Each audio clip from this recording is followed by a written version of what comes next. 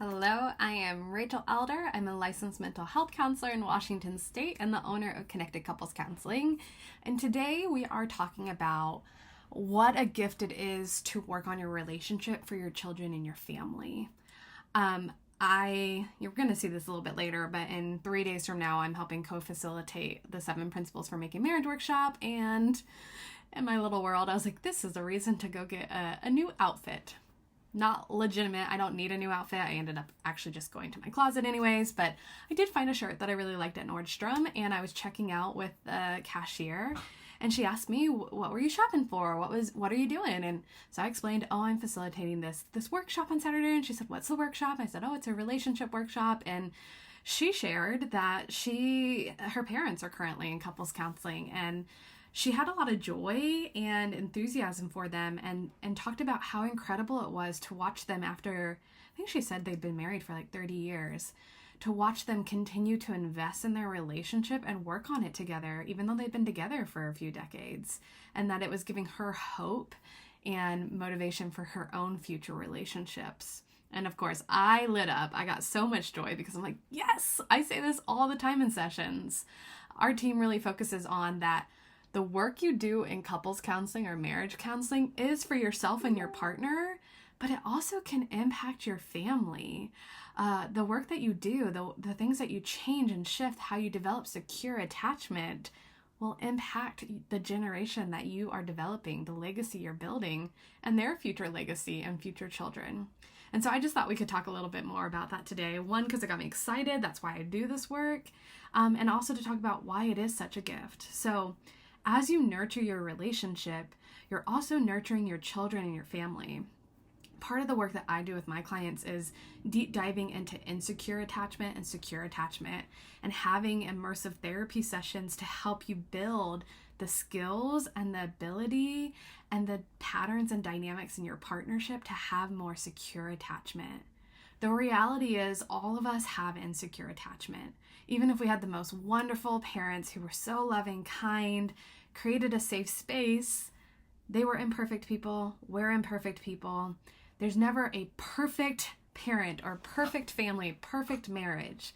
It is about working towards healthy, connective relationships. So because of that, we all have insecure attachment, which is also that window of we all have work and shifts and changes that we need to make. And so attachment begins at 18 months of life. We have developed our attachment dynamic with our caregivers, our parents, at 18 months old. So that's very young. I don't know if you know what it is to have an 18-month-old, but they're like waddling, barely talking, sometimes not walking so well, and they already have an attachment style, which could make you go like, oh my gosh, I know that's what I did when I first was recognizing that, like, I messed up my child. Good news is we can repair and we can develop new patterns and skills which can impact our children, which is why I'm talking about this. So attachment develops at 18 months of life. We spend our childhood and our adolescence learning how love feels, what love looks like, what we do to have love. And in that, we are looking towards our parents or the people who are the relationship role models for us. We are watching, how do they communicate? How do they connect? How do they express love and care for one another? What do they do and what do I see? And our brains start to say, okay, this is what love is. This is what it feels like. This is what it should be like. And in that, sometimes it makes associations that are not true, that are not accurate, that are not helpful. And yet, that's what our brain starts to do. It starts to look for familiar. It looks for what we know, what we think is safe. And we take our experience from what we witnessed in our parents' relationships and what we experience about love in childhood and adolescence. And then we go to either look for exactly that or the opposite of it. And yet we still have this brain that's looking for what's familiar. This is what we know. This feels safe. This feels good because it's what we know, even if it's truly not safe or it truly doesn't feel good.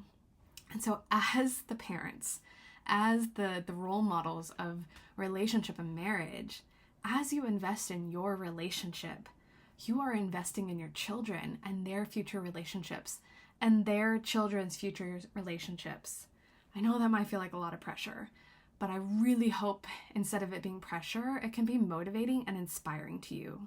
That this This action that might feel so small or just important to you can have an incredible ripple effect. You have a lot of power in how you show up for yourself, your marriage, your partner, and your children, and how that will impact their ability to show up in their relationships. What a gift. As you can see, I believe this strongly. I'm convicted by it. There are days, I'm not here to say I'm a perfect partner or a perfect parent. There are plenty of days that I'm like, oh my goodness, I gotta repair. I gotta do it differently. I owe someone an apology. I need to have some accountability for myself. And that is important.